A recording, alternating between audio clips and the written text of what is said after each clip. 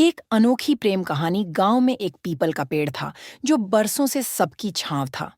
उस पेड़ के नीचे दो अलग अलग दुनियाओं के लोग मिलते थे।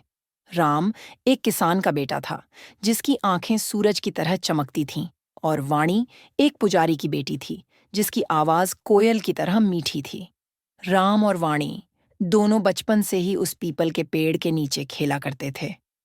राम अक्सर वाणी के लिए जंगली फूल लाता था और वाणी उसे अपनी किताबों से कहानियां सुनाती थीं। धीरे धीरे उनकी दोस्ती प्यार में बदल गई। उन्हें पता भी नहीं चला कि कब उनके दिल एक दूसरे के लिए धड़कने लगे।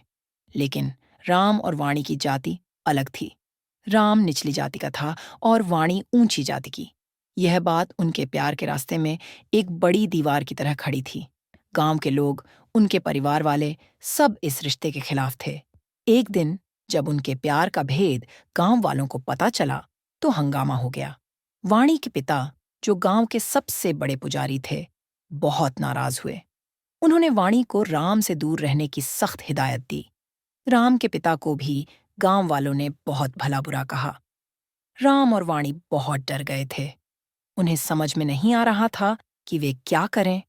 लेकिन उनका प्यार इतना सच्चा था कि वे हार मानने को तैयार नहीं थे। उन्होंने फैसला किया कि वे अपने प्यार के लिए लड़ेंगे। राम और वाणी ने गांव वालों को समझाने की कोशिश की। उन्होंने कहा कि प्यार जाति और धर्म से ऊपर होता है। उन्होंने कहा कि वे दोनों एक दूसरे के बिना नहीं रह सकते। लेकिन गांव वाले उनकी बात सुनने को तैयार नहीं थे। आखिरकार राम और वाणी ने गांव छोड़कर जाने का फैसला किया। वे एक ऐसी जगह जाना चाहते थे जहां उनकी जाति मायने न रखे, जहां लोग उन्हें सिर्फ इंसान समझें। उन्होंने रात के अंधेरे में गांव छोड़ दिया और कभी वापस नहीं आए। कई साल बाद राम और वाणी एक शहर में मिले। वे दोनों बहुत खुश थे। उन्होंने शादी कर ली थी और उनका एक सुंदर परिवार था।